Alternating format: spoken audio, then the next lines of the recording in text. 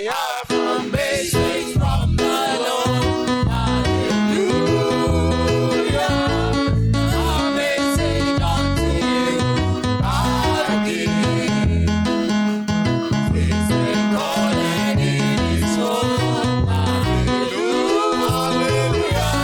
He's only done to you and me. Look at my brother, look to Jesus now. He's recorded in His word. Hallelujah. He's only that to you and me. He said, you shall know the truth, and the truth shall make you free. Hallelujah! That's the message you see from the Lord. Message full of love. Hallelujah. Amazing, oh my friend, for you. It's amazing from above. Hallelujah. Jesus said it and I know this true. Oh, look at me. Look at me, my brother, Hallelujah. look to Jesus. This is the message we received from the beginning. That Jesus, God is light. In Him there's no darkness.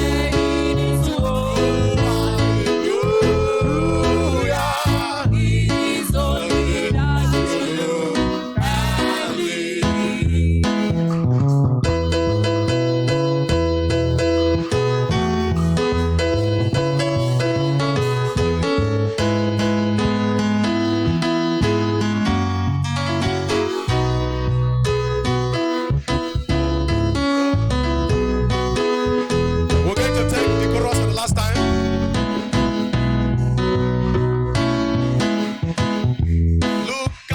Look and live, My brother, you want to be a living soul, look to the word of God. Jesus now and live. Hallelujah. It is God Golden in His word. Hallelujah. is only that to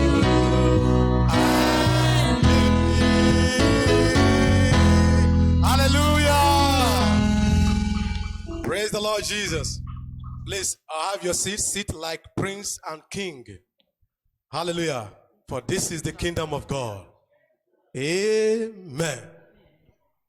Are you happy? Are you glad to be here? Hey, amen. I love the church of the Holy Ghost. Somebody, I expect someone to say amen. I say, I love the church of the Holy Ghost. Don't you like it? You know, where we used to be in the denomination, the GO, the Papa, the Mama would sit down like this. You know, here we just flow because there's liberty. Amen. Where the Spirit of God is, there is liberty. So we enjoy liberty in the presence of the Lord. Be at rest. Amen. I have a testimony. I'm surprised today there's nobody want to sing a special number. Maybe I will sing special number also. Because I still have 10 minutes to go. So it's a fellowship. Amen. It's a fellowship. So see, there is nobody. I think it's like I'm only the one that is blessed in the house. Are you blessed? Amen. I didn't hear your amen. Are you blessed? Amen. Hallelujah. So on Sunday, by the grace of God, I was here right in this spot here. I give a special number and I said that today I'm going to have testimony. So it's Kennedy that is having testimony anyway. So I'm here. Amen. Kennedy is having testimony. I'm here. I want to thank God first for the gift of life. For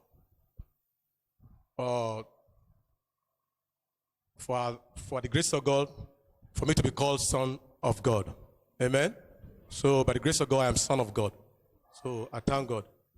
It is those who have the Spirit of God that are the ones that are called sons of God. So as many are led by the Spirit of God, they are sons of God. So I'm son of God by the grace of God. So I thank God for that grace. And also thank God for healing. Amen. Before I was converted by the Lord, I lived a very rough life when I was in the world. By the nature of my work, working at sea, I used to come across a lot of girls, ladies, even prostitutes used to come on board. So I do patronize them. And there is no city or country that I will go that I will not have a woman friend.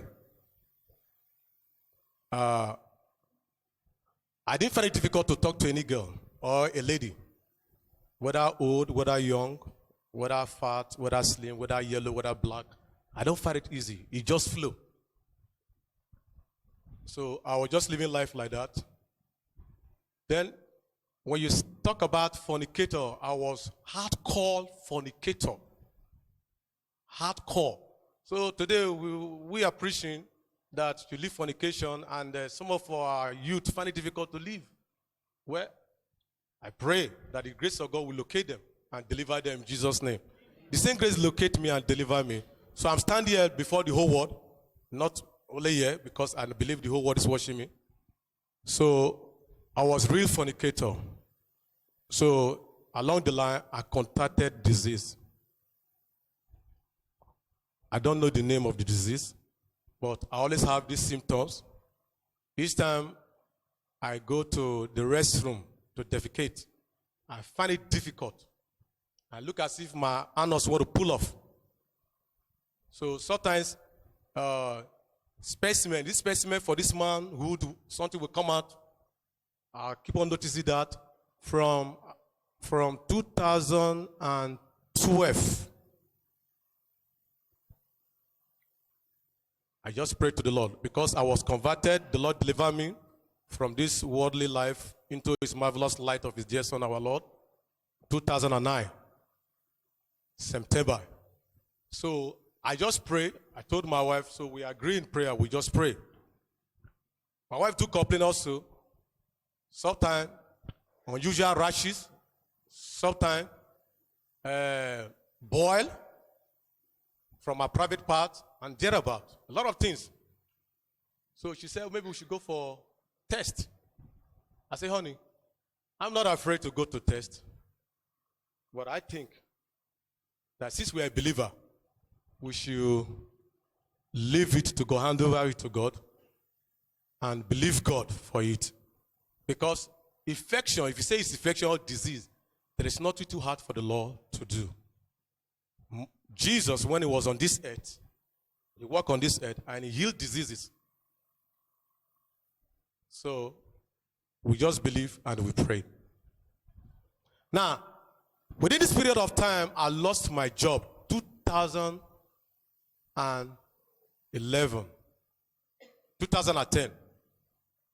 My ship was sold to an Indians. So I was at home. 2013, by the grace of God. 2012, I joined this assembly. By the grace of God, I was started fellowshipping here. I left where I was fellowshipping. So by the God's intervention, I joined this assembly and I was fellowshipping here. And 2013, I got another job that took me to Ghana. The company was in Ghana, and I was working in Ghana on board the ship. So this sickness continued, but nobody knows. I told my wife one day when I went to the restroom, I said, honey, come and see. So she looked at it. She did not understand. She's not a medical doctor, so you don't know anything about it. So we just pray. We trust God. If I was still in the world, that thing will kill me. But for the fact remains that I have run into the name of the Lord that is a strong tower. I am saved. So I keep on trusting the Lord. 2012. Now, 2019. Am I right? Yes. The Lord have healed me. The Lord have healed me. I was passing through serious pain, severe pain. Sometimes I feel pain right here in this right spot. severe. But nobody knows. So I have serious heat all over my body, unnecessary heat, overheat. I was just going like that. But today, God has healed me. He's a great physician. Hallelujah. Now, lastly, I said today I want to testify, and I mean it. Amen. So, like I said, I lost my job 2013. After 2010, 2013 also, I came back from Ghana, December 2013. From December 2013 to 2017, there was no job, no work. And 2017, I got opportunity came. Then we went to Bayelsa in Nigeria here to get a vessel down to Lagos. And before I went to that, when I came back, I give that testimony. Before I went to for that job, I had a dream. God showed me the dream that this is what I'm going to pass through, and it was so. It was hell. When I mean hell, was hell. About 2 occasions, my vessel almost capsized right there in Bayelsa and in Lagos water. Anaconda crossed our vessel when our vessel grounded in one of the creek in Bayelsa, in Nigeria here. So after then I came back, it was battle. And the brethren were here, if you can still remember, praying for me. Now, after that 2013, I spent 3 months, we bring the vessel to Lagos here, Nigeria here. After then, when I look at the system of the company, I discovered that these people, they are not trustworthy. They are not sincere. They are not real. So I noticed some falsehood. So I decided to pull out. So it's 2013, 17, till this year, no job. But I was just living by the grace of God. The Lord was using the saint, you all, to take care of me and my household. The grace of God was just upon my wife, and I thank God for the grace of God upon my wife. We're just pushing on. So this year, 2 months ago, October 8th, before then, I went for an interview. Amen? Why am I still giving the testimony? A vision broke out last week. Brother Chris was testifying here in the course of his teaching on Sunday. He said the Lord was asking, is anything too hard for the Lord? Is anything too hard for me? So that's why I'm giving the testimony. Nothing too hard for the Lord. Nothing. October 8th. Before October 8th, I was called for interview. So I traveled to Delta State in Kwale for an interview. I went there. The result came. They said I passed the interview. They said I passed the interview. Fine. Now, for them to call me become another challenge, another problem. But prayer was still going on. Yeah. There was a time we were called for a prayer in Egbeda, sister assembly in Egbeda. So Austin assembly there. So we went there for a prayer. It was Brother Gideon, the one that led that prayer. We prayed, and the Lord answered prayer. October 8th, I was called for that job. Hallelujah! Amen. It was that at that particular time the Lord wanted to do what He said He would do in my life. So I went for the job October 8th this year, and I came back last week, Monday, and that's why I'm here to testify to the name of the Lord and the glory of the Lord Jesus. Hallelujah. God bless us in Jesus' name. Can we just put our hands together to our Lord Jesus Christ? Hallelujah. So don't be discouraged. Don't be discouraged. Our God is faithful.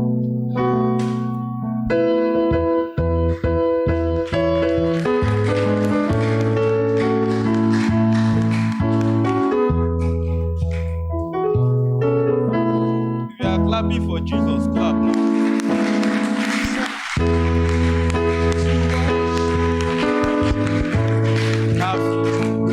I've even forgotten that we prayed at the Egbeda. What concern me?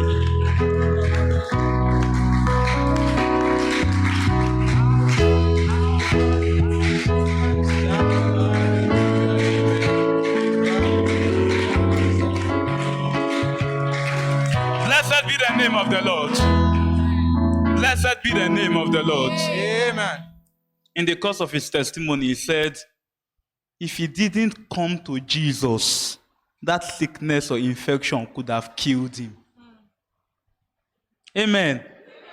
In the book of Deuteronomy, the Bible told us of 6 cities of refuge. 6 cities of refuge appointed for the manslayer. You can do something. If you run there, you are saved. But in this our day, Jesus is the 7th city of refuge. When he ran into the 7th city of refuge, he got refuge. He got protection. He got salvation. He got his healing. Let's worship the Lord. Let's just mutter some words to him. Let's appreciate him. Let's appreciate him. That is our city of refuge. And there is a law that governs the cities of refuge. If the high priest dies, you are culpable. But Jesus abided a priest forever. He cannot die. The Bible says he ever liveth to make intercessions for you and I. A high priest forever. True, not by might, not by power, but by the Spirit of God. Yes, I will run the race till I see your face. Oh, let me live in the glory of your grace. Gracious Father, our heart at this time quiver with joy, for we know you are with us. Not only are you with us, you are for us. So we give you praise. We give you thanks. We hallow your name. Gracious Heavenly Father, we come before your presence because you have bid us come. Reverently and in humility, we are asking that you will teach us things. That you will show us your counsel and your mind even at this time. That you will help everyone present here and give us a sure word of testimony. Thank you, Heavenly Father. In the name of Jesus Christ we pray. Amen. So we will stand to read scriptures. The last time I showed you in Nehemiah now that if scripture is to be read, we are going to stand. So let's stand to read scripture this evening.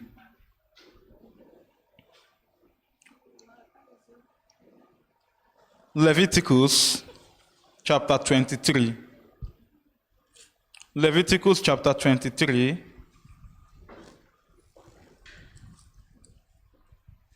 Verse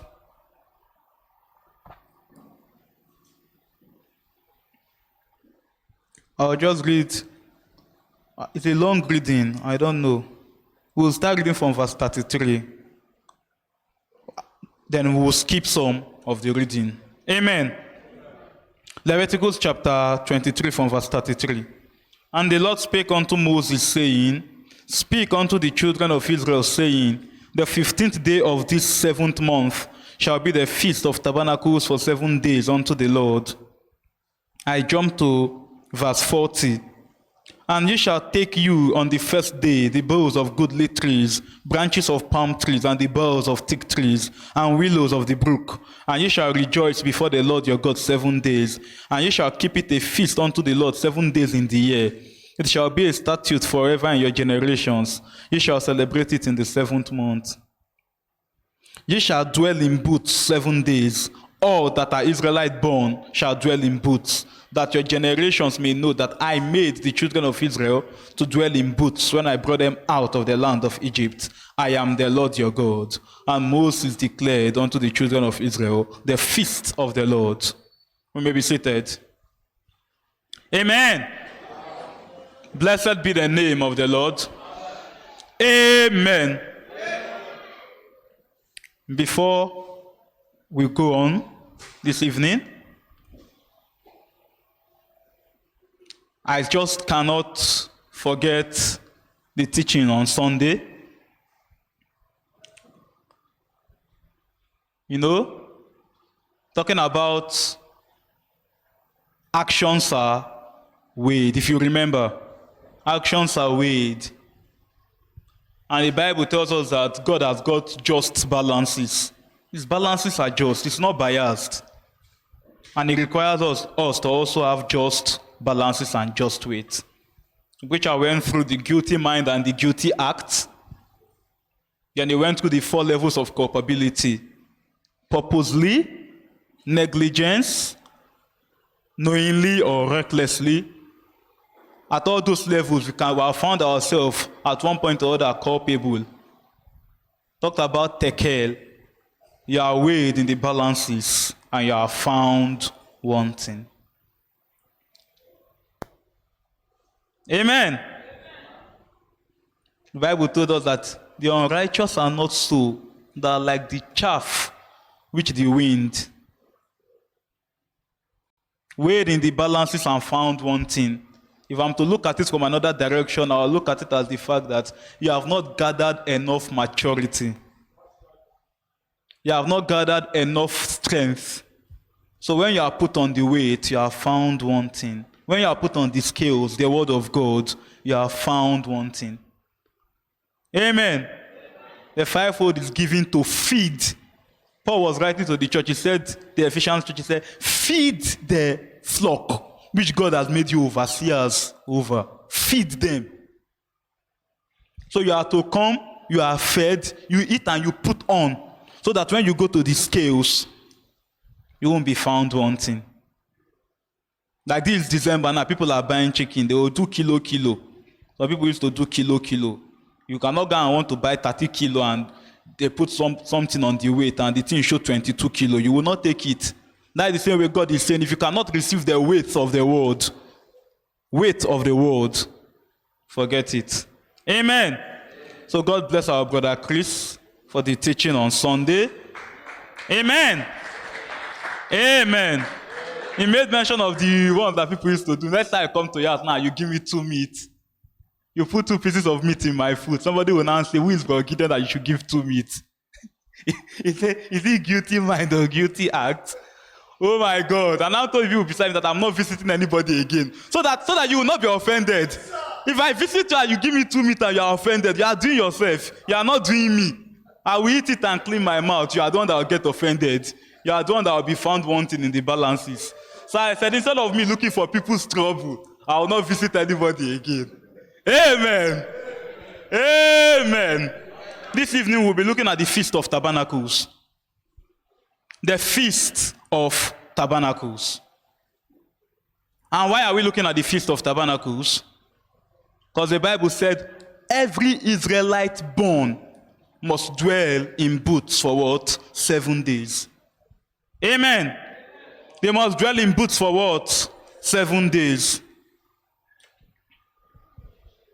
The Feast of Tabernacles.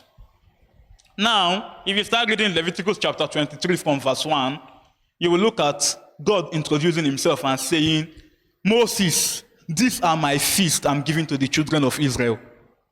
Amen. These are my feasts I am giving to the children of Israel. So it is not Israel's feast. Amen. It is not Israel's feast. That's the first thing you must understand. That is why when you come to the New Testament, you will see, and the Jews' Feast of Tabernacles was at hand. They had changed it.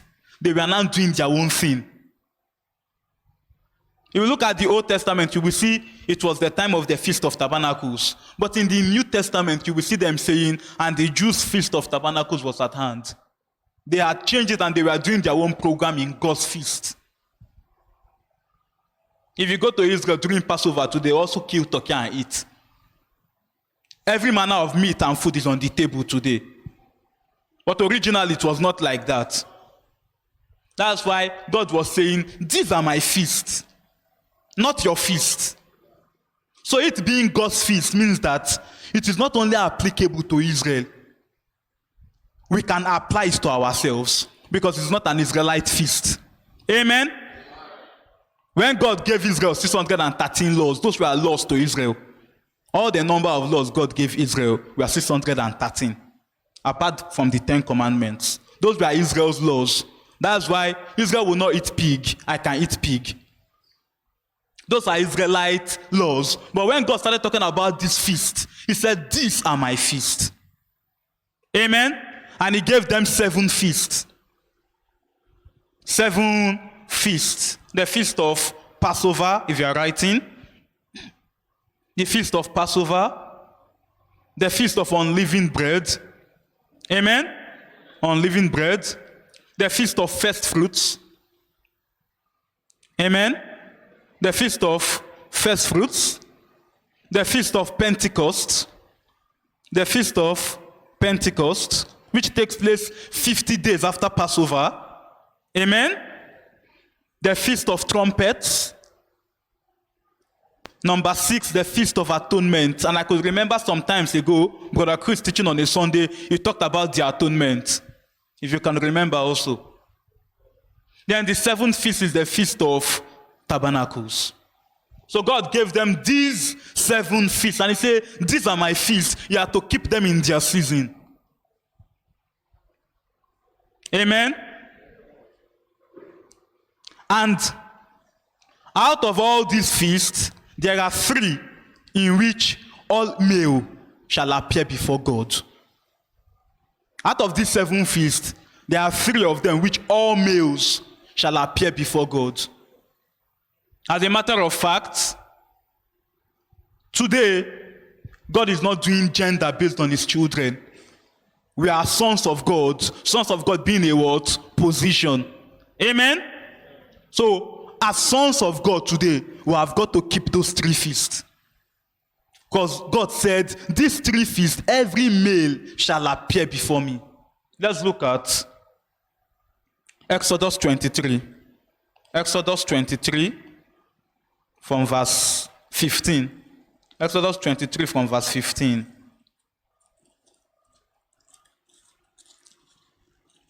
Okay. Thou shalt keep the feast of unleavened bread, and thou shalt eat unleavened bread 7 days, as I commanded thee, in the time appointed of the month Abib. For in it thou came out from Egypt, and none shall appear before me empty. Go on. And the feast of harvest, which is also called in another place the feast of weeks, which is also called the feast of Pentecost. You shall keep the feast of harvest, the first fruit of thy labors, which thou hast sown in the field, and the last one, which is the feast of, 16. And the feast of ingathering. It's called ingathering here. In another place, it's also called tabernacles. Amen? I shall keep the feast of ingathering, which is in the end of the year, when thou hast gathered in thy labors out of the field. Go to 17. 3 times in the year, all thy males shall appear before the Lord God. As sons of God today, we must keep these 3 feasts. And for the keeping of the feast of unleavened bread, the Bible says we are to eat what? Unleavened bread for 7 days, which is a type. Amen. For 7 church ages, the Gentile bride must feed from the 7 baskets. Amen? Jesus fed the multitude twice. First of all, for Israel. Secondly, for the Gentiles. When he fed Israel, there were 12 baskets left. Then he fed for the Gentiles, and there were what? 7 baskets left. So we are to eat unleavened bread for 7 days. The second one is Pentecost. You cannot talk about being a Christian without keeping the feast of Pentecost. Because Pentecost is the Holy Ghost. After eating unleavened bread for 7 days, you must receive the Holy Ghost. Amen? You must receive the Holy Ghost. And after that, you must keep the feast of ingathering, which is what? The dwelling in booths. You must dwell in booths until life bursts out from inside. I said something the other time that today, agriculture has taught you that a fowl sits on an egg for 21 days. So you know, if you have a fowl, your fowl starts sitting on an egg, you can count. Because you know. But the fowl sitting on the egg doesn't know.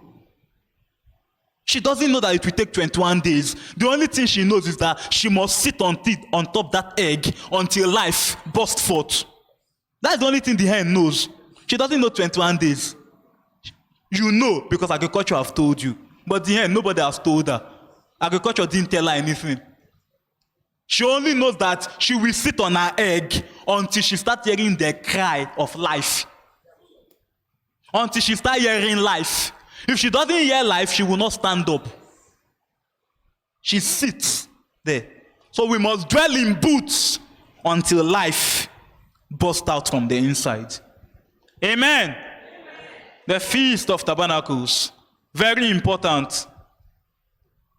In its prophetic application, if you are looking at it within the context of Israel, the first 4 feasts have been fulfilled. Maybe I'll just write that. The first 4 feasts have been fulfilled. I don't want to clean this thing. I like looking at it. Let me just write below it. The first 4 feasts have been fulfilled, which is Passover, unleavened bread, first fruits, Pentecost. The remaining 3 to be fulfilled to Israel. To Israel. Trumpet, atonement, and what? Tabernacles. Now, Jesus came and he fulfilled these 4. Because it is God's feast. It's not Israel's feast. So Jesus came and fulfilled those 4. How did he fulfill it? He was the Passover lamb. Okay, bring the board if you can. Jesus was the what? Passover lamb. Secondly, he is the bread of life that we must feed on. He is the unleavened bread. What did Paul say in 1 Corinthians chapter 5? Christ, our Passover lamb, has been sacrificed for us. Therefore, let us keep the feast. Christ, our Passover, has been sacrificed for us. Therefore, let us keep the feast. And we keep the feast with what? Unleavened bread. Christ himself is the first fruit. Amen. Remember the resurrection. Every man in his own order. Christ first, then they that are Christ. Right? So Christ is the first fruit is our first fruit offering.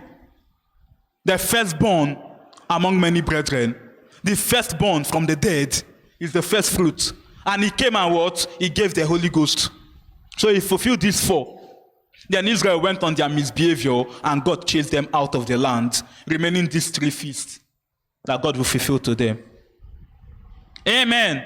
So in the prophetic significance as dealing with Israel, the Feast of Tabernacles is talking about the millennial reign. Millennial reign of Christ.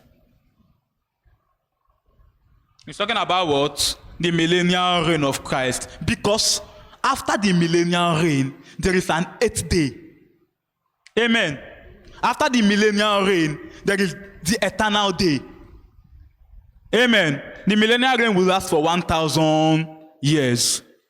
And after that, we go into what we call eternity. The program of God from eternity to eternity. He first of all sets this millennial reign condition to restore the earth back to Edenic conditions. Because God will not just take us and thrust into eternity like that. No. If you are giving a baby food, you don't just switch abruptly from Cerelac to Eba or to Moi Moi. You will still be giving that baby Cerelac. You will be introducing the Moi Moi. Right? You don't just switch.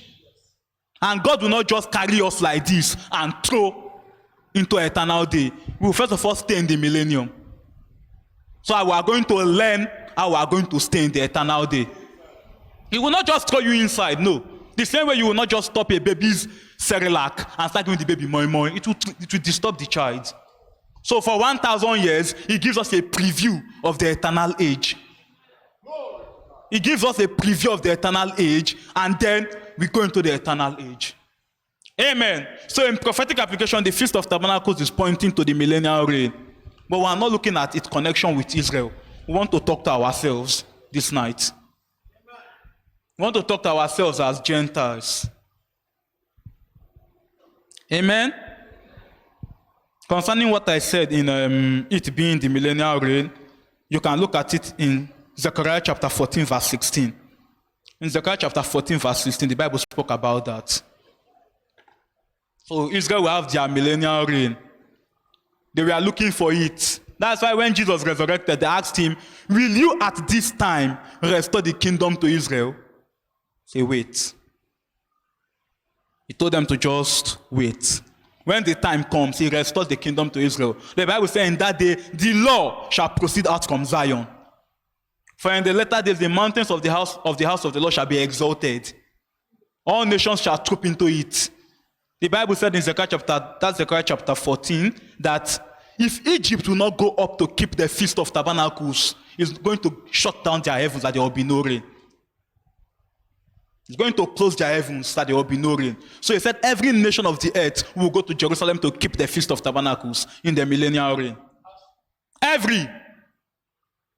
Because at that time, Jesus is king. That is when Jesus, son of David, will be fulfilled in actuality. Now we can say Jesus, son of David, is not yet fulfilled. But in that day, he will sit upon the throne of his father David. And it will be fulfilled. Amen? Now, the Feast of Tabernacles. Very important. We are going to look at the rituals associated with this feast. We'll look at the significance of this feast to us this day. Let's go back to Leviticus 23. Leviticus 23. If you read verse 39, I want to read verse 39. Leviticus 23, verse 39. Also, in the 15th day of the 7th month, when you have gathered in the fruit of the land, you shall keep a feast unto the Lord 7 days. On the first day shall be a Sabbath, and on the 8th day shall be a Sabbath. Are you seeing that? When you have what? Gathered in the fruit of the land. The Feast of Tabernacles is only concerned with after you have gathered in the fruit of the land. It is only after you have gathered the fruit of the land that you can talk about the Feast of Tabernacles. Amen? So if you have not gathered in the fruit of the land, you cannot talk about tabernacles. It's a type, and we are going to see the type play out. Amen. When you have gathered in the fruit of the land, you shall keep the Feast of Tabernacles. Deuteronomy chapter 16 from verse 13. Deuteronomy 16 from verse 13. Let me read. Thou shalt observe the Feast of Tabernacles 7 days. After that thou hast what? Gathered in thy corn and thy wine. 14, and thou shalt rejoice in the feast. I will jump to 15. 7 days thou shalt keep a solemn feast unto the Lord thy God in the place which the Lord shall choose. Because the Lord thy God shall bless thee in all thine increase and in all the works of thine hand. Therefore shalt thou rejoice. After you have gathered what? Your corn and your wine. That's what verse 13 says. Amen? You cannot gather in corn and wine when they are not yet ripe. Amen? You cannot gather in corn and wine when they are not yet mature. Amen? You cannot gather your corn and your wine when they are not yet mature. For instance, your corn that you sow in the field, they just start producing. You now go and gather them. You have defeated the whole purpose of planting in the first place. You will only gather when they are mature. Amen. And bring it now to this dispensation, to this day. Who is responsible for maturity? The fivefold ministry. Amen. Before you will talk about entering the Feast of Tabernacles, dwelling in booths, you must come up to maturity by the fivefold ministry. This relates with what we are dealing with in the Sunday school on Sunday. The former rain and the latter rain. For you to first to experience, to receive the latter rain, you must first of all come to the point of knowing. You come to the point of knowledge, and you cannot know abysmally. You cannot know abysmally. The Bible says, what do you have that you were not given? So God has raised men that will give you that revelation. God has raised preachers that will teach you what you need to know. It is only then we will know that you can enter into the world, the latter rain. The same it is here. You will only go into the Feast of Tabernacles after you have gathered what? Your corn and your wine. And that speaks of maturity. You must be mature. Those plants are mature for you to what? Collect them. The same way God is waiting for us to mature, then He throws us to the latter rain. He will not just send the rain now, because it will cause erosion. It will cause erosion. Rain comes now, it will cause erosion. But when you are mature to the image of Christ, to the stature of the perfect man, then He can send that. Amen. And you have gathered in your corn and your wine. Speaking of what? Maturity. The Feast of Tabernacles is very important in Scripture because it was in the period of the Feast of Tabernacles that Solomon completed the temple. The temple Solomon built, it was in the period of the Feast of Tabernacles that Solomon completed that temple. And how does it relate to us, you might ask? Amen? We are the temple of God. And God is going to complete His work with us and in us in the period of the Feast of Tabernacles. He will complete His work with us when we dwell in booths. Amen. When we what? Dwell in booths. He will complete His work in us when we dwell in booths. The Feast of Tabernacles. Very important. Very important.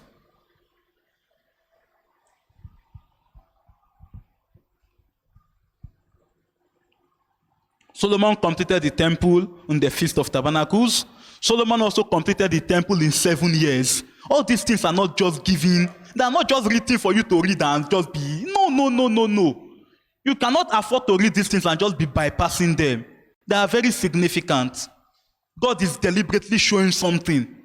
Deliberately showing something. Why should He finish the temple in 7 years? Did Solomon plan to finish the temple in 7 years? No.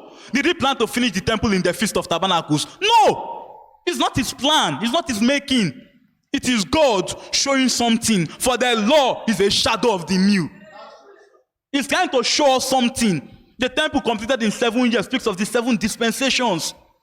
Completed in the Feast of Tabernacles shows that at the Feast of Tabernacles, when we will be dwelling in booths, God's temple, we as God's temple, the work will be completed. The work will be completed. Amen. 2 Chronicles chapter 5 verse 3. So we don't just speak without showing scripture. 2 Chronicles chapter 5 verse 3. Okay, I'll start reading from verse 2. Then Solomon assembled the elders of Israel and all the heads of the tribes, the chief of the fathers of the children of Israel, unto Jerusalem, to bring up the ark of the covenant of the Lord out of the city of David, which is in Zion. Wherefore all the men of Israel assembled themselves unto the king in the feast, which was in the 7th month. If you read verse 1, thus all the work of the house of the Lord was completed. In that same month where it was completed, all the men of Israel came to him in the period of the feast, which is what? The Feast of what? Tabernacles. Very important for you and very important for I. For there are rituals associated with this Feast of Tabernacles. There are certain rituals associated with the Feast of Tabernacles. And we'll see how they play out with us. We have said that the Feast of Tabernacle will only take place when we have come to the point of maturity for us. It only takes place when we have come to the point of what? Maturity. Until we come to the point of maturity, until the fivefold ministry has done our work thoroughly in us, then we can now start talking about the Feast of Tabernacles. But why am I talking about it today? We are approaching the season. We are approaching the time.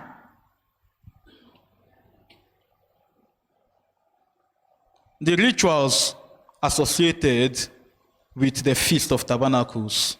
The first ritual associated with the Feast of Tabernacle is the what? The drawing of water. The drawing of water. The drawing of water. The second is what? The illumination of the temple. The illumination of the temple and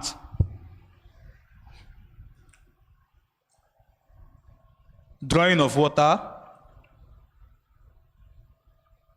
2, illumination of the temple. And 3, the building of booths. Drawing of water, illumination of the temple, and the building of booths. How does this relate to us today? We must first of all what? Draw water from the fountain of living waters. So in John chapter 7, Jesus speaking, and when did Jesus speak this thing he was saying? In the Feast of Tabernacles also. If you start reading John chapter 7 from verse 1, now the Jews' Feast of Tabernacles was on.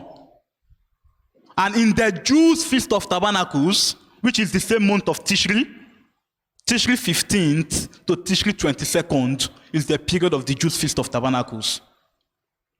Tishri 15th to Tishri 22nd, which points to our late October period. Now, Jesus speaking in the Feast of Tabernacles said in John chapter 7, 37, 38, in that great day of the feast, then Jesus arose and said, him that believeth in me shall never thirst, for out of his belly shall flow what? Rivers of living water. First of all, the water types the word of God. Water types what? The word of God. And then, in the Feast of Tabernacles, the first ritual is the drawing of water. We must receive the word of God. We must fetch the word of God. We must receive the word of God. Very important. Very, very important. The word of God. Pastor Chris was teaching on Sunday about the word of God. He said it is sharper than two-edged sword, piercing, dividing asunder of bone, of marrow, of soul, and of spirit. The word of God. God's instrument for changing lives. God has not got any other instrument to change life. He doesn't have any other instrument to change anyone's life. His instrument for changing life is the word of God. We must draw the word of God. We must source it. You must source it and draw it. You must seek, thank you. You must seek the word. Don't just tell me I've been water baptized in the name of Jesus Christ. No. You've been water baptized in the name of Jesus Christ. Seek the word. Seek it. The Bible said, a man having separated himself, seeketh an intermediate with all wisdom. Having separated himself, he will seek an intermediate with all wisdom. A brother was talking with me yesterday. He told me he has bought this book, he has bought that book, he has bought this book, want to study. The first thing I told him, will your wife allow you? That's the first thing I told him. Will auntie allow you? See, I said, oh, it's true. Because it requires a separation. Having separated himself, he will seek an intermediate with all wisdom. Seek the word. That's what Jesus is saying. On that day of the feast, out of his belly shall flow rivers of living water. If you have not got the fountain inside you, nothing will flow. You cannot give what you don't have. That's the problem today in many places. People are giving what they don't have. They are giving what they don't have. That's why you go to churches today, they teach you motivation. They teach you can make yourself happy. All sorts of rubbish. You are the only one responsible for your peace. They don't understand. Do I know how to? No. They tell you all sorts of rubbish, nonsense. What did the Bible say in Isaiah? Israel has done too evil. What have they done? They have forsaken me, the fountain of living waters. And not only did they forsake me, they dug their own cistern. Their own cistern that cannot hold water. It's supposed to be a spring. It's supposed to be a fountain that doesn't run dry. But if I put water in a container today, after a period, it will run out. If it doesn't run out, it will get stale. But Israel has done too evil. They have forsaken me, the fountain of living waters, and they've hewn out what? Cisterns. Broken cisterns. The prophet preached that message. So you go to many churches today, what they have is broken cisterns. They don't have their fountain. They don't have their source. They don't have their life. They take batches of the word they like. I put something on my WhatsApp. Some people were fighting me. I have come that you might be rich, prosperous, and not have any sickness. Jesus never said that. Some people were arguing with me on my WhatsApp. Say, don't you believe in prosperity? I say, calm down. I said, did Jesus say, I have come? He said, I have come that you might have life and have life abundantly. But people change it today. I have come that you might be rich. I said, it's a slap on the cross of Jesus for you to think Jesus died because of your prosperity. It's a slap on the cross for you to think Jesus died that you'll be physically rich. It's a slap on the cross. It's a slap on the cross. Because Dangote doesn't know the cross. Bill Gates doesn't know the cross. Mark Zuckerberg doesn't know the cross. So don't tell me that Jesus died for me to be physically rich. Cisterns, broken cisterns. Amen. The second ritual is the illumination of the temple. One of our songs, our eyes of understanding, he has opened up at last. He must open it. In Luke chapter 24, those disciples, the Bible says, then Jesus opened their understanding. Excuse me, if he doesn't open it, you will read the Bible from morning till night. You will not see anything. You won't see anything. You will not. He must open it. He must illuminate the temple. And the eye is the light of the body. He must illuminate your eye. So when we'll be praying this evening, you will pray. Father, illuminate my eye. Amen. Illuminate my eye. Illuminate my eye. Open my eyes that I may see wonders out of your law. Open my eyes, Lord. We are going to cry to God when we'll be praying. He has to open our eye. He must illuminate. The temple must be illuminated. We are the temple of God. He must illuminate us. He must open our understanding. Those two men, they will follow him like that. Discussing all what they were discussing, they did not know.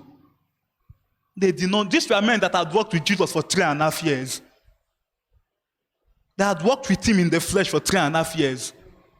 They're supposed to know him. But what? They were discussing. Then Jesus pretended as though he would continue the journey.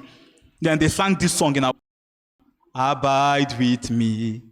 Fast falls the evening tide. They were the ones that sang that song. They told Jesus, abide with us. The evening is already coming. They are the ones that sang that song originally. Abide with me. Fast falls the evening tide. The darkness deepens. Lord, with me abide. And he went in to stay with them. At the breaking of bread, bread is the word of God. Your eyes can only be illuminated at the breaking of bread. At the breaking of bread, at the preaching of the word, your eyes can be illuminated. But many of you come and you sleep during the preaching. How will your eyes be illuminated? Your physical eye is sleeping. Your spiritual eye is sleeping. How will illumination come? How will illumination come? The illumination of the temple. The Jewish rabbis tell you that if you have not witnessed the temple illumination, you have not experienced any level of joy. You have not experienced a high level of joy. That's how they regarded the illumination of the temple. If you have not encountered it, you have not experienced a high level of joy. You can say they say you don't understand. It's so joyous, so joyful to them. That's why when a person, when he receives the word of God, when it's illuminated, he jumps for joy. He screams for joy. He screams for joy. Joy bubbles up from the inside. Amen. The illumination of the temple. You must draw water. Your eyes must be illuminated. Very important. And the third ritual is the what? The building of the booths.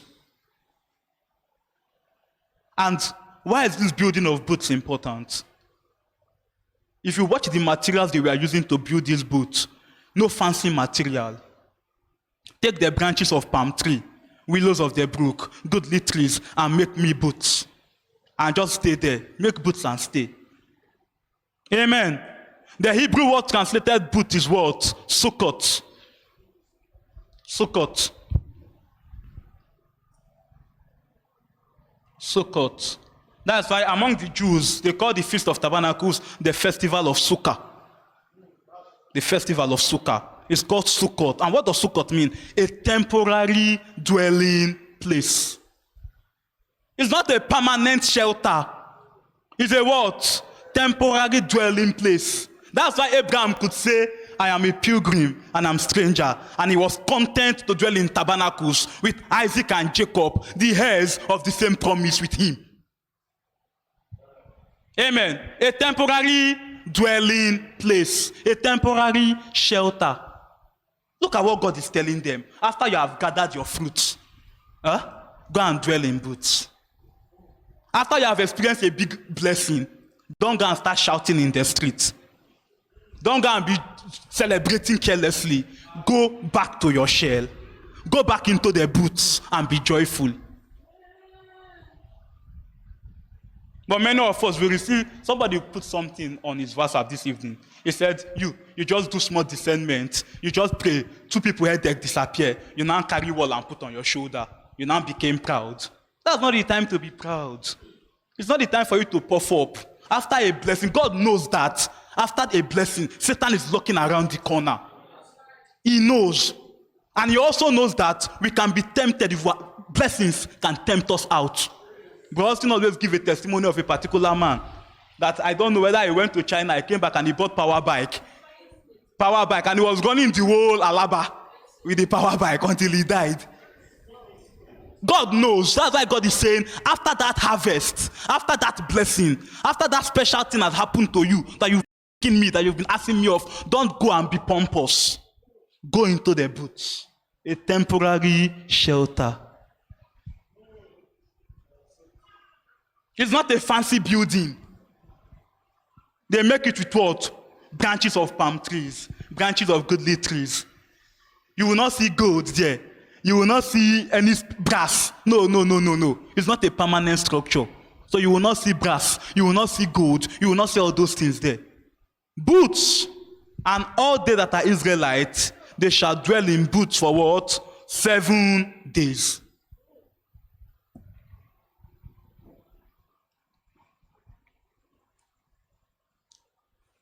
So,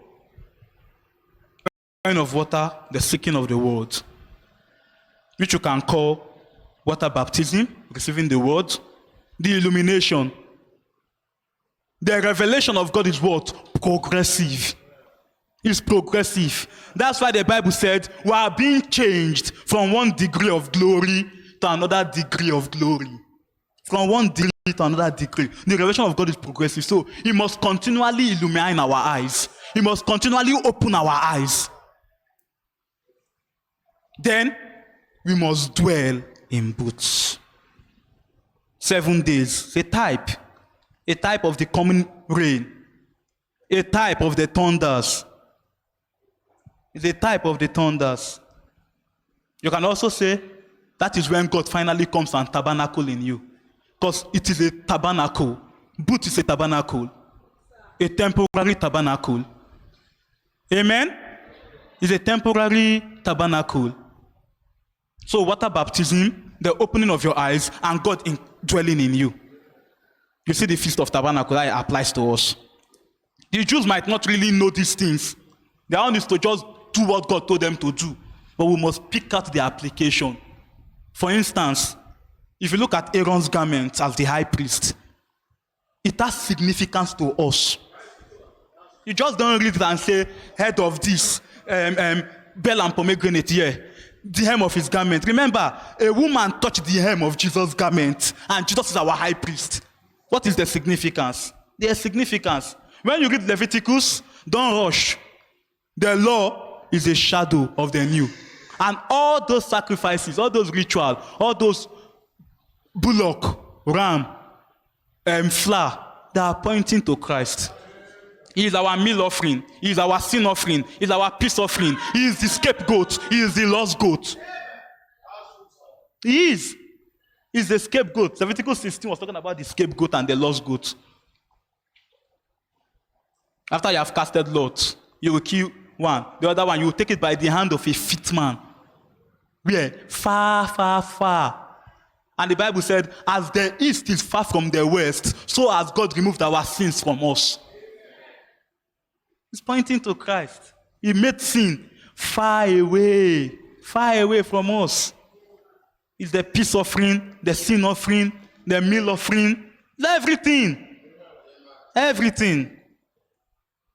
And the building of the booths, which they build with no fancy materials, simple materials. Just build.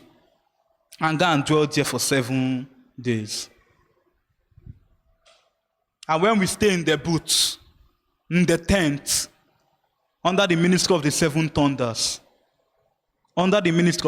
thunders, life will break forth. Life breaks forth and we are taken up. Life breaks forth and we are what? Taken up. Now, the significance of the Feast of Tabernacles is significant. Christmas is around the corner. We might not teach about it, but I will mention some links about Christmas here now. The first significance of the Feast of Tabernacles is that what? It's pointing to the birth of Jesus. And as it's pointing to the birth of Jesus, it is telling us that Jesus was not born in the month of December. Tabernacle is Tishri 15th to 22nd, which speaks of our September, late September to October.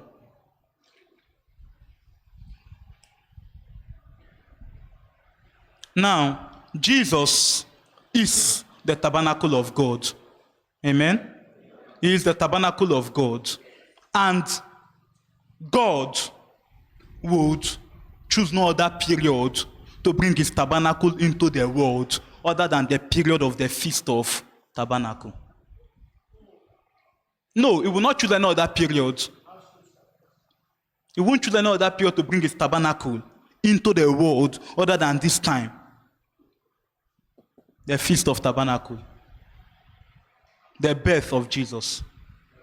If you look at it carefully, if you study it, you will never see it linking to December. I know the prophet said April. And people used to say it's April. I said the prophet was talking like an American. The lambing season in Israel is not the same in America. It's not the same. Different. So if you draw the dots and all the connections, the birth of Jesus was around this time. The tabernacle of God had to be born in the month of the Feast of Tabernacle. Amen? He had to be born in the period of the Feast of Tabernacle. No other period will God choose to put his tabernacle in the world other than that time. And this thing I'm telling you, it is held also by Jewish rabbis. Jewish rabbis hold on to this. Why I'm not telling you that what the Jewish rabbis are holding on to, but if we are to sit down and look at Christmas, we are going to connect everything and it will point to this period. That's one significance. That's why the Feast of Tabernacles, it first of all destroyed the teaching of Christmas and it destroys the doctrine of Trinity. How does it destroy the doctrine of Trinity? Jesus is the tabernacle of God. God also, in this period of the world, Feast of Tabernacle, it tabernacled in Jesus. No other time. No other time. It will not tabernacle in Jesus in any other period. Because Jesus was his tabernacle. And he came and he tabernacled in Jesus. And he said what? This is my beloved Son, in whom I am well pleased to dwell. To dwell. Where is the second? other 1/3 and the other 1/3, as Trinitarians want us to believe? Where is the other 1/3 and the other 1/3, as Trinitarians want us to believe? Nowhere to be found. So it knocks the teaching of Christmas, December 25th, and it knocks the teaching of Trinity. If you understand the Feast of Tabernacles, you cannot believe Trinity. That's why the Jews cannot even believe Trinity. They can't believe Trinity. Because God tabernacled in his tabernacle. Malachi chapter 3, and the Lord whom you seek shall suddenly come into his temple. Not his temples, not the Lords whom you seek. The Lord whom you seek shall suddenly come into his temple, into his tabernacle, into his Mishkan. Hebrew word for tabernacle is Mishkan. Into his Mishkan. You shall suddenly come into his Mishkan. And he came in the Feast of Tabernacles and stayed in his tabernacle. You see the significance? Very important that we may know. We may know. So, you know when Jesus was born. Somebody say nobody knows. I was just laughing. When I put something on my WhatsApp that no, Jesus is not born 25 days. Somebody say nobody knows. That's the excuse they want to use and die the matter. Say nobody knows. I say no. How can you say nobody knows? Is the Bible not sufficient for me? I say okay? Let me show you scripture. I took him to 1 Chronicles 24, the curses of the priest. Luke, Zechariah, his curse. We draw everything. He said nobody knows. I say this one, just leave him alone. He's drinking from broken systems. He's drinking from broken systems. So he cannot fetch life. Can't receive life. Amen. Another significance of the Feast of Tabernacle is the same way God tabernacled in Jesus, God must tabernacle in you. That is the boots. We are boots of God today. We are what? Boots of God today. And God must what? Come and dwell in us. God must come and dwell in us. 1 Corinthians chapter 12, verse 13. If any man hath not the Spirit of Christ, he is none of his. But he has been in the church for 10 years. I don't care. But she is singing there. I don't care. If any man have not the Spirit of Christ, he is none of his. He is none of his. That's what Paul says. For by one Spirit are we what? All baptized into one body. Not by one Spirit are we all water baptized. No. No. By one Spirit are we all baptized into that body. So, if you don't have the Spirit of God, well, you can come and fill the pews. You can come and make us plenty. You know, Pastor always say, God weighs his children, but Satan counts them. So when God will put you in the scale, you'll be showing minus because no Holy Ghost. When God put you in that scale, you are weighed in the balance. Your own is, there's nothing we are seeing. Not you are found wanting this time around. It will be there's nothing we are seeing. You are weighed in the balances and there is nothing we are seeing. If any man have not the Holy Spirit, he is none of his. And the Holy Spirit is not sensation. Not sensation. It's not. Today, let me say this. Even among message circles, we are learning and borrowing things from the Pentecostals. Because many people are saying that God is no longer moving in the message as he used to move. So they start borrowing antics from Pentecostals. We don't need it. No, we don't need that. Somebody was sharing a testimony with me today. He was to go and pray for somebody that had eyes problem. His sister was making breakfast for him. Breakfast in the morning. And the egg she was supposed to use and make breakfast for him, it fell on the floor. But the egg did not break. And God spoke to them that this prayer you are going for, I'm with you. And they went and prayed. And God did his thing. They didn't sweat. They didn't fuss about it. God is still with his people. God is still with his people. We don't need to go to the Pentecostals and learn strategies. Many of us are saying in our hearts, God is not. No. The thing is that many times we want to force God to do our will. That's the problem. Many times we want to force God to do our will. So we look at, no. We want to borrow. No, we don't need that. Trying to borrow skills. No. I won't do that. I'll be content where God has placed me. Receiving what he's saying. When the time comes, he will do what he will do. I believe that. I don't need to borrow antics from Pentecostals, from the denomination. No, we don't need that. Many are saying that in their hearts. God is not moving as he used to move before. Who says who? That you are saved and you are saved up to this moment. You don't know it's a mighty work of God. You don't know it's a mighty work of God. Amen? So we must receive the Holy Ghost. Jesus said, marvel not I say unto you, you must be born again. It's not an option. You understand me? In economics, there's what they call alternative forgone. If I want to buy Bonvita is 15 naira and Ovaltine is 30 naira. I can buy Ovaltine. But in this case, there's no alternative. You understand me? There's no alternative. Okay, God, you know the Holy Ghost, I cannot receive it. I'll be speaking in tongues. No, I cannot receive it, God. I'll be fasting. No. No alternative forgone. No, there's what they call substitute goods in economics. There's no substitute here. He did not say, Jesus did not tell Nicodemus, you may be born again. He didn't tell, you must be born again. You must be born again. You must cast off the works of the flesh. Cast off the works of the flesh. You must come out from dead works. Some times ago, we dealt with dead works. How that somebody can give all his property and his God will regard it as dead work. If we look the way God used to look, we are going to cry. Amen. Somebody, what did Paul say? You can give all your goods, give your body to be burnt. He said, if you don't have charity, you just wasted your time. Dead works. Dead works. Why do you want to give that special number? Why do you want to give that special number? You know, Pastor K was telling us, God searched the intent and the motive to us. That's it. She wants to give a special number. All of us will be happy. But God is saying, maybe she wants to show that she has started toning her voice. We don't know. We don't know. No, we don't know. God knows.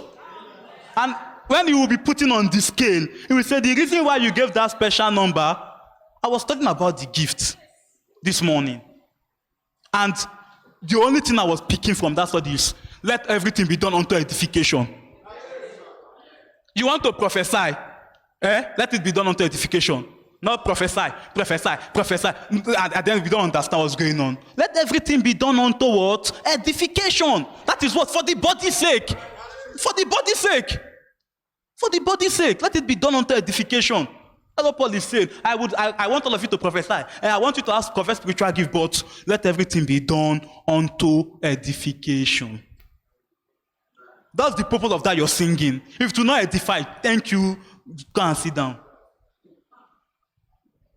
That is how it should be. That is how it should be. What is the purpose of that? If it is not unto edification, forget it. Forget it. Forget it. So before you want to come and sing and you've not prayed from your house and ask God, will it edify the saints? You just come, you even come late. You now come and meet elder. Elder, I want to testify. Which testify? You even come late. You now go and meet elder. Elder, I want to testify. I want to sing today. Before you come and sing here, you should pray in your house. God, will it edify the saints? Let everything be done unto edification. You just don't stumble upon God. That is why when the high priest enters the holies of holies, there's a bell and a pomegranate in his waist. He's giving sound. You just don't stumble upon God. He's giving sound. He's giving sound. So when he enters, God knows he has entered.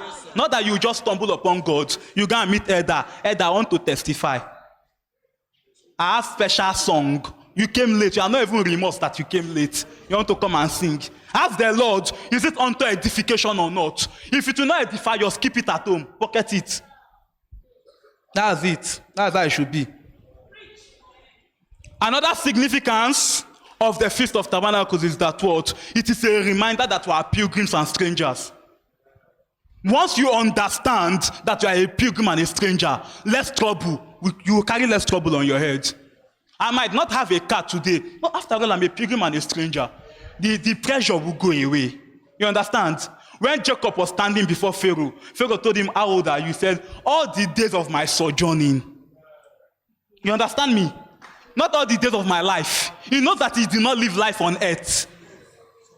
A child of God cannot live life as you understand life on earth. It is a sojourning. So he told Pharaoh, all the days of my sojourning.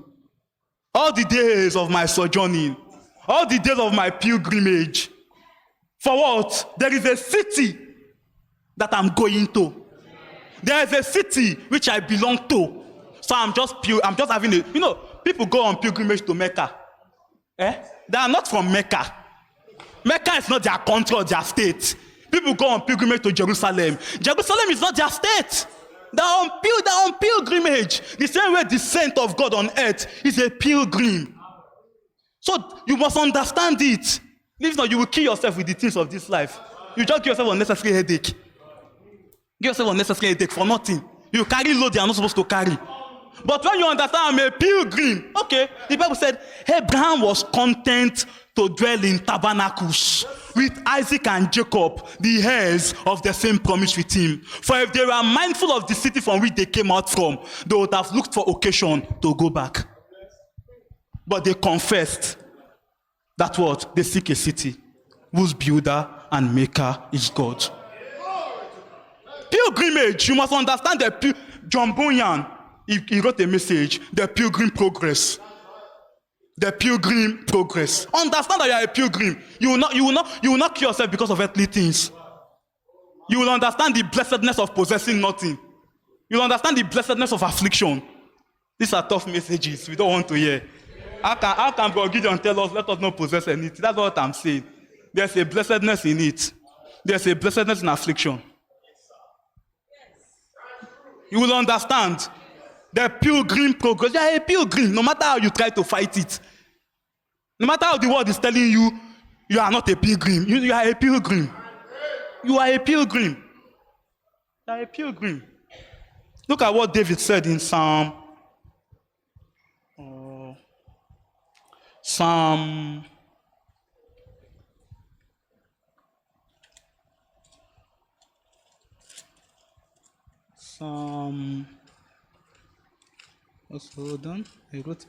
39 verse 12. Psalm 39 verse 12. Look at what David said. Psalm 39 verse 12. You must understand that you are a pilgrim. It will help you. Hear my prayer, O Lord, and give ear unto my cry. Hold not thy peace at my tears, for I am a stranger with. No, what is David saying here? He is a stranger with God. That means God even regards himself as a stranger to this earth. I am a stranger with thee, and a sojourner as all my fathers were. Sojourn. You are on a journey. No soldier that warreth entangleth himself with the affairs of this life, that he may please him who has enlisted him into the army. Are you getting that? You must understand. That's why God tell them, after all those things, go and dwell in booths. That you might understand that you are a pilgrim. For when I brought you out from Egypt, you dwelt in booths in the wilderness. You dwelt in temporary shelter. Amen. Very important. You will see Peter talking about it. As pilgrims and strangers, abstain fleshly lust. You are a pilgrim. You are a stranger. The systems of this world, the cosmos, is designed to frustrate you. If you don't know today. It is programmed to frustrate you. Because you are not of the world. You are not of the world. So the system is designed to frustrate you. It's designed to put you in jeopardy. But when you understand I'm a pilgrim, when you understand I'm a sojourner, you will have less headache. You have less headache. Your headache will reduce. Your blood pressure will reduce. That's why those early saints, they didn't used to have blood pressure. You hear blood pressure in the Bible? Did you hear blood pressure in the Bible? How can they have blood pressure? They know that they are pilgrims. But today you don't know. So you want to get this girl that you give yourself blood pressure for nothing. You give yourself unnecessary pressure. They confessed that they were pilgrims and strangers. Imagine Abraham with all his blessing. He was dwelling in tabernacles, jumping from place to place.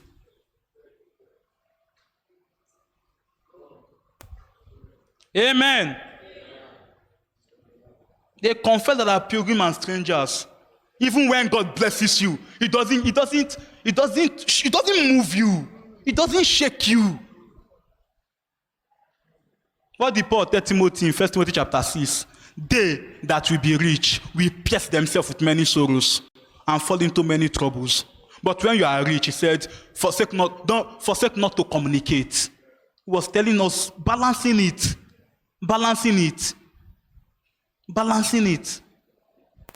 I'm a pilgrim. Paul said, it is of a truth that I came into this earth with nothing. And surely I'm living with nothing. When you start having those kind of mentality, you will not be killing yourself for certain things. Your husband might not buy you December dress this year. You will not provoke. Because you understand you are a pilgrim. It's true. You might not kill anything this end of the year. You will not get provoked. I'm a pilgrim. I'm a stranger. This world is not my home. I'm just passing through. The Bible said, and the children of Israel, they passed through the river, the Red Sea, and they came over on the other side. That is the same way we will pass through the rivers, the troubles of this world, and we are coming onto the other side. Amen. So always remember, you are a pilgrim. I'm a stranger. It will reduce blood pressure. Trust me. You will sleep well, my sister. You will sleep well. You sleep well. Another significance is what? If you go to Nehemiah chapter 8, the Bible says when they are dwelling in booths, the word was read to them every day. The word of God was what? Communicated to the people every day. Amen. Booths, the Feast of Tabernacles, it calls for what? Fellowship with the world. Fellowship with the world. Nehemiah chapter 8, verse 18. Quickly. Nehemiah 8:18.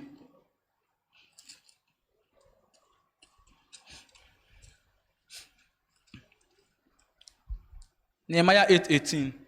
Also, day by day, from the first day unto the last day, he read in the book of the law of God, and they kept the feast 7 days, and on the 8th day was a solemn assembly, according unto the manner. So every day for 7 days, they were what? Hearing the word. Amen. You cannot tell me you are a Christian, you've been water baptized, you don't study. When I mean study, some people, it's only when they come to church, they open their Bible. No, it's true. Let's talk. Some people, they even forget their Bible in the church. That means that means at home, nothing. They don't care. When for 7 days in booths, you will be hearing the word of God. When for 7 days you have to eat unleavened bread, but many of us don't. We don't have a private study. No, many of us don't have a private study. We don't have a private study. It's true. You don't have a private study. You don't study at home. No, it's not a gift, my brother. The Bible says, for a man having separated himself, we must understand that. Remember, the booths, it is not God that will build it for them. They build it themselves. They create the condition to study. You have to build the booth yourself. It's not God that will build the booths for you. You build it yourself. Don't say it's gift. This one is not gift. It's not gift. Among the 9 spiritual gifts in the Bible, they did not say the gift of studying the Bible. It's not there. It's not. Don't tell me it's gift. It's not gift. No, we are not encouraging. We are not pampering tonight. No pamper tonight. We are not encouraging that. It's not gift.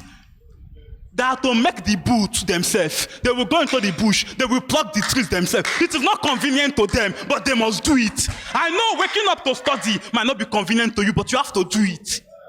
You have to do it. You have to do it. It might not be convenient to you. But you have to do it. Why am I talking about the night hours? That's the only time that we could be as much as concentrated as possible. And God desires, He demands our best time. It demands your best time. God is not a tax master that you come home from work very tired. You now want to mumble some prayers and sleep. No, sleep if you have to sleep. He's not a wicked tax master. But you must what? You must go and get those branches. You must go construct the boot yourself. Are you getting it? You create the atmosphere for fellowship with God. God will not create it for you. You are waiting for God. He will not create it for you. You have to create it. Amen. You have to what? Create it. Create it. Amen. Are we happy? We create the atmosphere to study. In the booth, it's about fellowship. It's about what? Fellowship. Fellowship. And our fellowship is first of all what? Vertical, before it is horizontal. Our fellowship is first of all what? Vertical, before it is what? Horizontal. As a matter of fact, if you have not had fellowship with God in the private, you cannot fellowship with your brother. I tell you the truth. I tell you the truth. Our fellowship is first with God, then it's with one another. Not with one another and you leave God. If you leave God and want to fellowship with one another, you will end up gossiping. When you do not fellowship with God and you want to come and fellowship with me, we will only end up gossiping that day. We will not have fellowship. Amen. So create an environment for study. Create an environment for fellowship. Create an environment for prayers. Engage in it. Do these things. Amen. Another significance is that if you read that same Nehemiah from chapter 8 from verse 10 to 12, it was talking about what? Be joyful. Be what? Joyful. God requires us to be joyful. Amen. The Bible says what? With joy will I what? Draw water from the wells of salvation. When you read Deuteronomy 28, you will see God saying, because they do not serve me with gladness of heart. Because they do not serve me with gladness of heart, God requires you to be joyful. So He said, rejoice forevermore. Rejoice. Rejoice. Rejoice. And rejoice comes from obedience. Rejoice comes from understanding that you are a pilgrim. Rejoice. They are not to mourn. In the Feast of Atonement, the Bible says you are to afflict yourselves. But when you come to tabernacles, don't mourn. Rejoice. Rejoice. Rejoice. Rejoice. Remember where God has picked you from. Rejoice. Remember past deliverances. Rejoice. You have to rejoice. That's what they do in the Feast of Tabernacles. They rejoice before God. They rejoice. When you read all the feast, atonement, the Bible says, and whosoever shall not afflict himself shall be cut off. But when God comes to tabernacles, He says rejoice. Because when you read Nehemiah chapter 8, when they were hearing the word of God, the people wanted to cry. What did they tell them? Don't cry. Don't just start crying. Rejoice. Rejoice. Remember where God has picked you from. Remember where you are coming from. Excuse me, if you don't have history, we have history. Many of us have got history. If you have forgotten where you are coming from, we've got history. Where God picked you from. Curse is following all your family members, but it ended with you. It ended with you because you came into the city of refuge. Rejoice! Rejoice! Rejoice! What God has done for you, what great wonder. Rejoice! Significance of the Feast of Tabernacles is for you to rejoice. But you cannot rejoice outside the word. That's why you must study. You must feast on the word. You must have the word. Only then can you rejoice aright. Amen? And finally, the significance of the Feast of Tabernacles is what? It's an indicator and a reminder that we we are dwelling in a temporary shelter. We are dwelling in a what? Temporary shelter. This flesh is not my final destination. That's why Job said, though after the skin, worms eat this flesh, worms eat this body, I know I shall see him. With my own eyes and not the eyes of another. With my own eyes and not the eyes of another. We are living in a temporary shelter. This flesh is a temporary shelter. We will not live with it forever. This robe of flesh I will drop one day. And I will put on the glorious body. For what did Paul tell us? If this tabernacle of flesh is dissolved, we have one waiting for us in the heavens. Amen? If this tabernacle is dissolved, it's a temporary shelter. So as a temporary shelter, don't pamper it too much. Don't pamper it too much. Don't let it drive you. Don't let the flesh drive you. It's a temporary shelter. One of these days, either by death or by the coming of the Lord. One thing we know is that we shall not all sleep, but we shall all be changed. We shall be changed. For this corruption shall put on incorruption. This mortality shall put on immortality. Then shall be accomplished the saying, death, where's your victory? Grave, where's your sting? Where's your sting? We are living in temporary shelter. We were given this flesh to contact the five senses of this world. We were given this flesh, but it's a temporary shelter, and it will be done away with. It will be done away with. So hold on, my brothers. Hold on, my sisters. Fight on. Engage actively. One of these days, not very far from now, we are going to receive that body. That body that will break dimensions. That body that will defy the laws of the world, the laws of physics. We will receive that body that will beat gravitation. We will receive that glorious body. But now, we are in boots for 7 days. We are groaning to wit the adoption of our bodies. We are traveling. Paul says what? I travel until Christ be formed in you. We are traveling. That woman in labor, she doesn't care whether doctor is seeing her nakedness or not. When she wants to give birth, she doesn't catwalk. No, she doesn't have etiquette. Etiquette of walking. She doesn't have etiquette of look. She doesn't have conduct, as it were. When she's in that room, or the only thing on her head, in her mind, is life must come forth. Life must break forth. She must hear the cry of her baby. That's the only thing in her mind. And we are traveling, fighting battles day by day.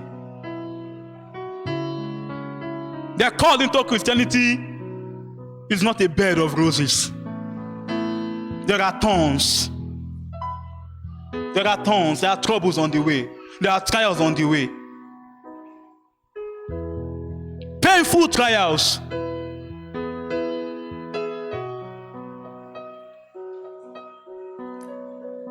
For Paul prophesying in the book of Hebrews said, there is a shaking. Everything that can be shaken would be shaken off. Only those things that cannot be shaken. The only thing that cannot be shaken is the word of God. Unshakable, immovable. That the word of God will abide in us. Abide with me. Abide with me. Fast falls the evening tide. The darkness deepens, Lord, with me.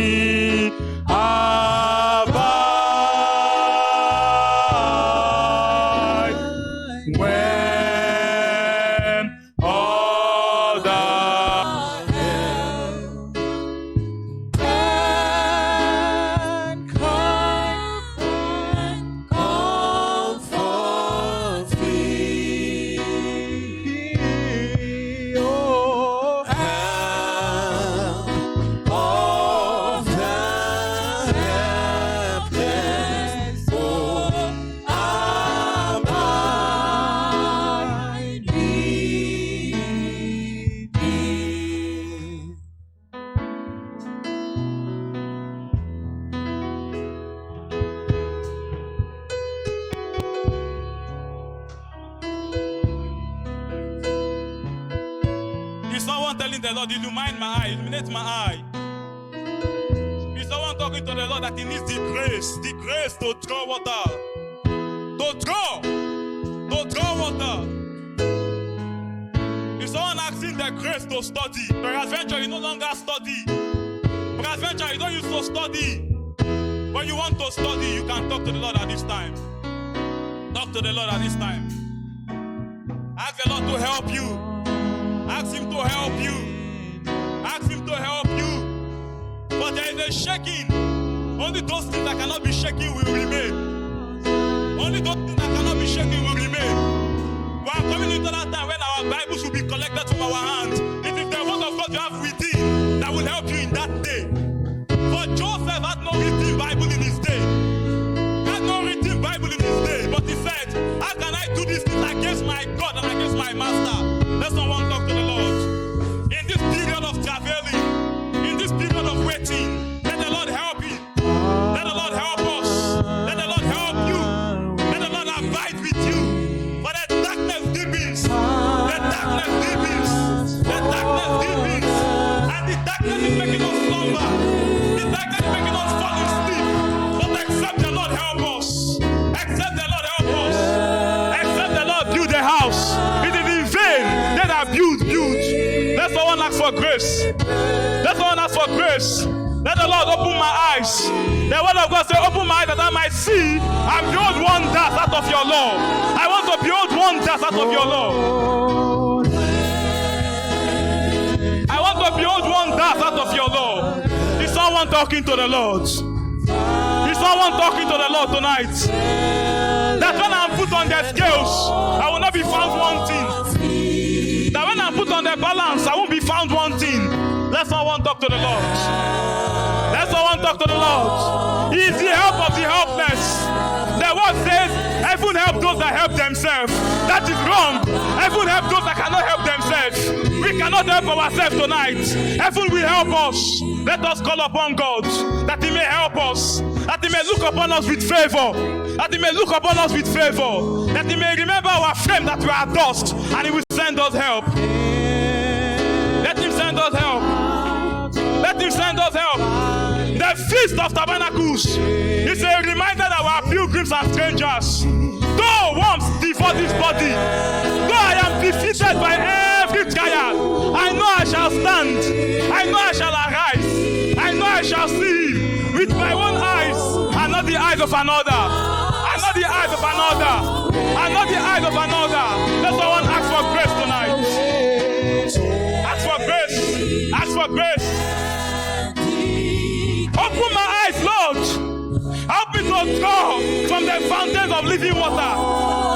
The fountains of living water. Help me to draw the fountains of living water. Help me, oh Lord. Illuminate my life. Illuminate my life. Fill me up with your spirit. For if any man has not the spirit of God, he is none of his. As for the spirit of the Most High, the Feast of Tabernacles is a pointer to the baptism of the Holy Ghost. Let someone ask for the Holy Ghost tonight. Ask for the Holy Ghost tonight. Let the Lord come and tabernacle in me. Let the Lord come and tabernacle in you. Let him come and change us. The Bible says, who can fashion our vile body into a glorious body that is appearing? He can fashion this vile body into a glorious body that is appearing. Let him fill us up with the Holy Ghost at this time. Ask the Lord to fill you up. Ask the Lord to baptize you afresh. Fill me up, oh Father. Baptize me afresh tonight. I need your spirit. If any man has not the spirit of God, he is none of his. Let someone ask for grace at this time.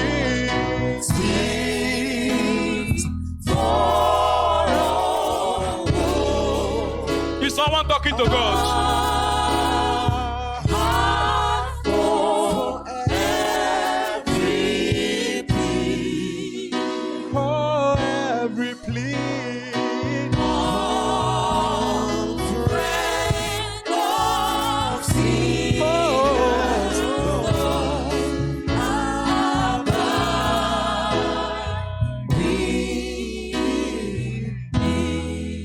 In Jesus' name we pray. In Jesus' name we pray. Our Lord and our God, Look at these things you are showing us tonight. The feasts you said are your feasts. We understand that they have application with us. And you have helped us see the application tonight. We are praying that you will grant us the grace. The grace that we might build these booths. The grace that we might come into these booths. The grace that we might tarry until life bursts out from the inside. Father, help your people tonight. Help your children tonight. Protect and preserve your children in this day. Every conspiracy against your children, we put them under our feet right now. In the name of the Lord Jesus Christ. The Lord stands for us on every side. The Lord give us victory by all means. Thank you, Heavenly Father. In the name of Jesus Christ we pray. Amen. Let's clap for our God.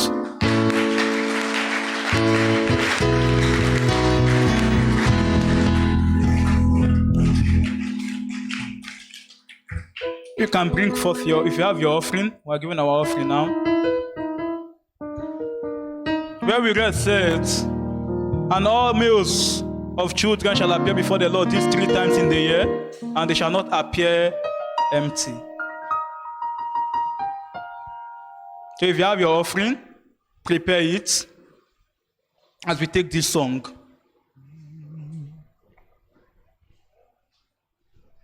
Take the name of Jesus with you. Take the name of Jesus with you. Amen.